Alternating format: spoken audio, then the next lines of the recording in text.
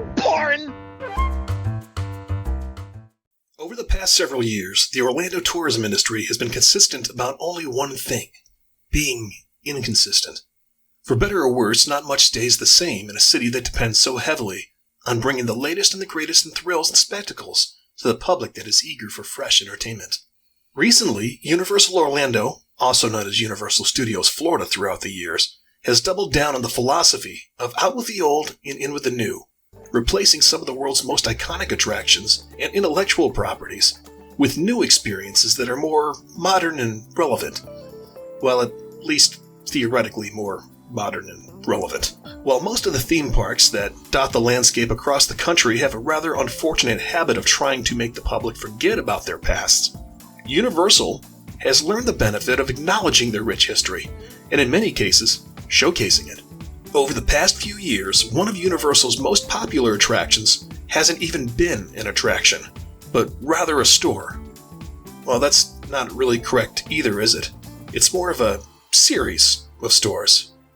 The Tribute Store, Universal's often changing tribute to its history, its fans, and arguably, to itself.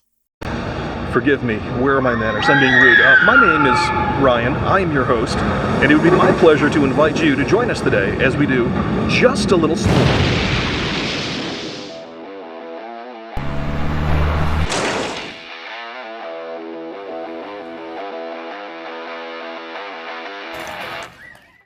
The Tribute Store is a relatively recent phenomenon here at Universal Orlando, beginning only a few short years ago with a temporary retail space decorated with some of the haunting voodoo and horror-inspired sets that had come from their Halloween Horror Nights and their Mardi Gras experiences. It was macabre, it was daring, and it was an instant hit. Since then, Universal has routinely rotated both the theming and the merchandise available in the space to reflect either seasonal celebrations, specific movies, or, when they're done to their best, to celebrate the history that their empire is built on. Recently, Universal debuted a new themed tribute store experience that is sure to bring a few smiles and, in some cases, maybe even a tear or two to the faces of their biggest fans. The experience begins, as do all tribute store experiences, near the rear corner of the park, in the New York-themed area, across from the old Ghostbusters firehouse facade, and the small park that often acts as ground zero for their various seasonal celebrations. The facade of the Tribute Store boasts an old-school movie marquee and posters featuring some of the classic Universal films that were some of the most popular attractions during the first few years of Universal Orlando's existence. It's worth noting that the styles and the colors of the building reflect an 80s and 90s motif, with pastel embellishments against a coral background. The official name of this particular version of the Tribute Store appears to be the Tribute Theater, with attractions like Back to the Future, Jaws, E.T., and King Kong factoring heavily into the experience, as shown in the posters themselves. Upon entering the door, we are immediately finding ourselves standing in front of a 1980s-style box office, including some of the 1980s-style prices that have long since become relics of the past. With our remarkably inexpensive tickets procured, we head in and pass posters promoting some of the other movies that Universal has picked to represent the era, including the films 1941 and the classic horror remake, The Thing. Perhaps not coincidentally, 1941, the late 1970s comedy war epic from Steven Spielberg and Robert Zemeckis, found some of its planes on display during Universal Orlando's formative years. And John Carpenter's The Thing has not only been the theme for a popular Halloween Horror Nights haunted house, but it also featured prominently into the still popular Hollywood Horror Makeup Show. Moving into the interior of the Tribute Store, we find ourselves in not a theater, but rather in a child's bedroom, set against the early 1980s. This, of course, is the bedroom of Elliot from E.T., the young boy who discovers and befriends the diminutive extraterrestrial. Perhaps you're wondering when Elliot, who spent the entire movie attempting to hide E.T., had the time or the reason to produce thousands of pieces of merchandise featuring the lovable alien. Well, don't look too deep into it, my friends. At the end of the day, as well-themed as the Tribute Store may be, it still has to pay its bills. And so, apparently, does Elliot. What you probably will remember, however, is the scene in E.T. where E.T. hides in the closet amongst the many stuffed animals that reside there. In this particular case, it appears that there is no extraterrestrial in the closet, though probably still quite a few stuffed animals will remain, alongside a giant shark. This next room pays tribute to a movie that really changed everything in the cinematic world, arguably the world's first summer blockbuster, and the horror movie that continues to scare people out of the ocean. I give you Jaws.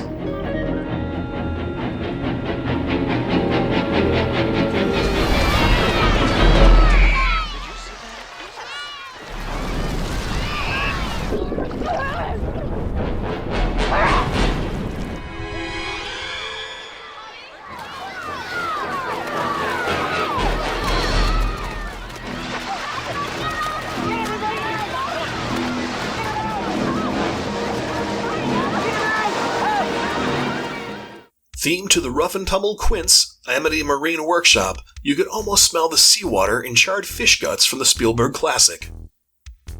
Easter eggs, props, and replicas from the movie sit quietly amongst the shark jaws, and, of course, other souvenirs of the classic movie and attraction that are no longer operating at Universal Orlando. The only thing missing from this subtle but on-the-nose experience is Bruce, the mechanical shark himself.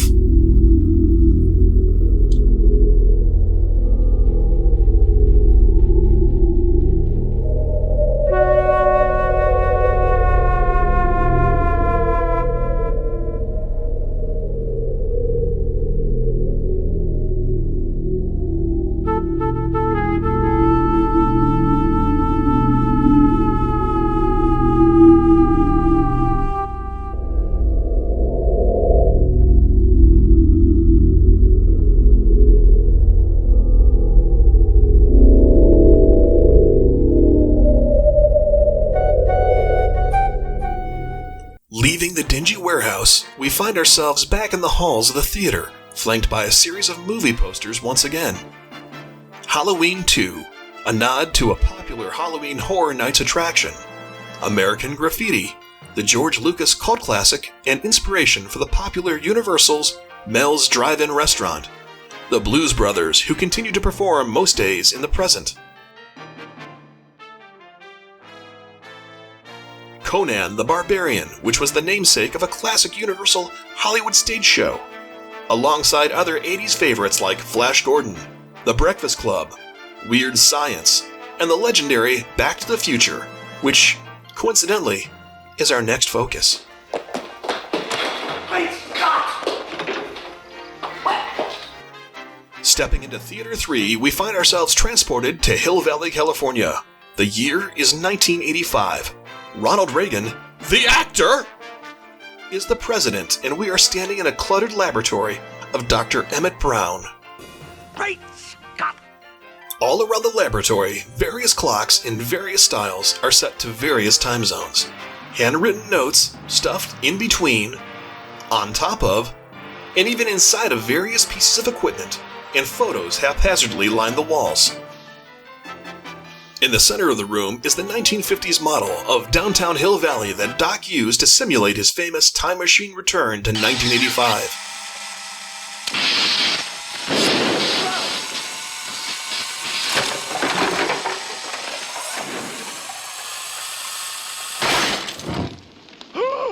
We'll all have to forgive Doc Brown for the crudity of this model. He simply didn't have time to build it to scale, or to paint it.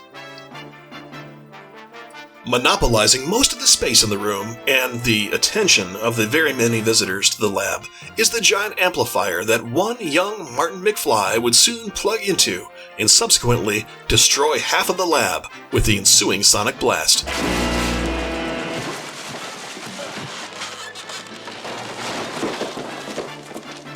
Thankfully, we've made it through the lab before Marty can arrive. Strangely though, even though Marty has yet to destroy the lab with a giant amplifier, a quick glance around the perimeter of the room shows a collection of souvenirs from their travels into both the past and the future. I guess you can do that though when you've got all the time you want. Great.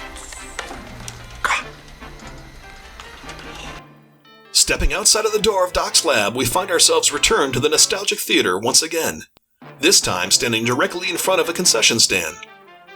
Advertisements for both Coke and Coca-Cola are instantly recognizable against the 80s themed eatery, though I'm not seeing any references to New Coke. Attention Pepsi drinkers, introducing the new taste of Coca-Cola, the best Coca-Cola ever. That's all I'm going to say. In fact, that's all I have to say. No more words. A quick scan of the retro-looking price board shows that the break that we received on our tickets by paying 1980s prices has not carried over to the concession stand. On a personal note, I was born in 1978, the year of opportunity and, I suppose, Travolta. While I was young enough in the 80s, I wasn't so young as to not remember them, and I can truly say that I don't believe I ever saw a concession stand in the 1980s that was marketing deluxe lollipops or a muffin. Go figure. Where were we? Oh yes. The concession stand does, however, boast an interesting assortment of traditional movie theater comestibles like popcorn, snow caps, and Reese's Pieces, alongside a variety of specialty movie-themed pastries and desserts themed to some of Universal's past favorites. You may not be able to ride Jaws anymore, but you can eat her face. It's impossible not to notice the large simian arm of King Kong reaching through the wall. For those old enough to remember, King Kong was one of the more popular attractions in this New York-themed area, and this arm, and this mural, provided a photo op for those who had ridden the attraction. Now, personally, King Kong was always a favorite of mine, and I genuinely mourned when it was removed and replaced with the Mummy attraction. Based on the late 1970s remake of the legendary stop-motion animated classic, this larger-than-life attraction featured a 30-foot-tall King Kong animatronic that would grab your vehicle from out of the air and then hurl you to the ground. I won't lie, I'm a little disappointed that there wasn't a King Kong room in the tribute store, but I suppose hurling patrons to the floor wouldn't play well in today's rather litigious society. Leaving the tribute store, we make an immediate right and walk to the facade that currently houses the Mummy, a ride based on the Brendan Fraser movie of the same name. Previously, this was the entrance to the beloved King Kong attraction, Kongfrontation. At the time, it was themed after one of the classic exposition halls of New York in the 1920s. It has since then been rethemed to look like a museum. While the Mummy attraction is currently under extended refurbishment, we are unable to show one of the very few Easter eggs of this building that kind of shows the previous incarnation, the golden King Kong idol that is hidden in the burial chamber of the Mummy. While the larger-than-life Kong attraction may have been removed, Universal does still feature a large section of its parking garage named after the iconic ape, and for those who still wish to visit a version of the King, they can ride the Skull Island Kong attraction in the neighboring Islands of Adventure theme park, which is based off the Peter Jackson remake of the original King Kong movie rather than the 1970s version. It's nice to have the King back, but most fans will agree it's just not quite the same. Continuing down this road, we pass through the San Francisco-themed area and find ourselves just outside the outskirts of Diagon Alley, which was formerly Amity. A large great white hangs prone from a waterfront rig to commemorate the former Jaws attraction, which was replaced by Harry Potter and his friends.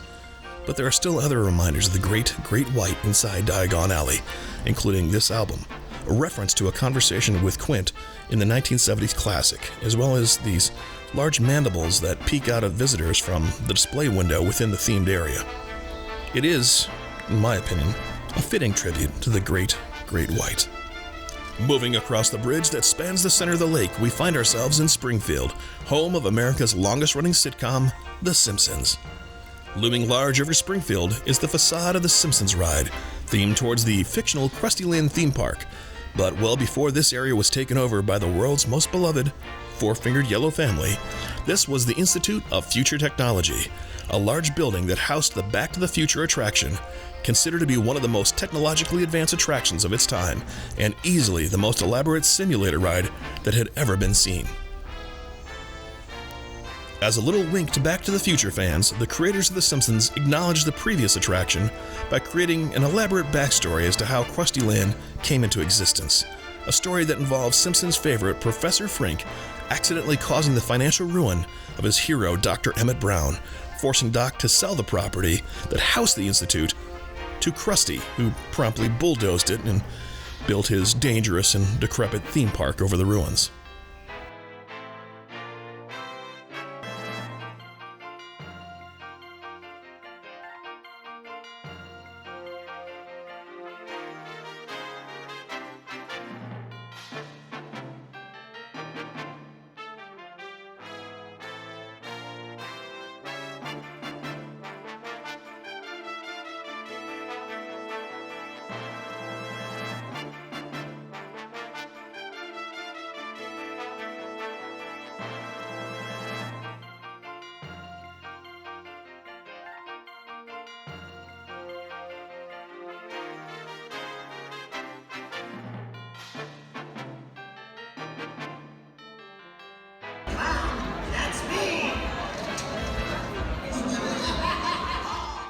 Just outside Springfield, the original train from Back to the Future 3 and one of the promotional DeLoreans remain on the waterfront.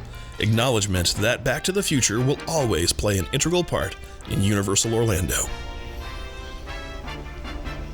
Heading down the side street across from these vehicles, we find ourselves at the only attraction left over from opening day in its original form, E.T. This ride has definitely seen better days and can easily be discounted by younger visitors as little more than a relic of a past time. Still, E.T. remains a favorite for so many fans of Universal Studios' historic past. So, what was your favorite classic Universal Orlando attraction? Do you remember all these favorites from another era?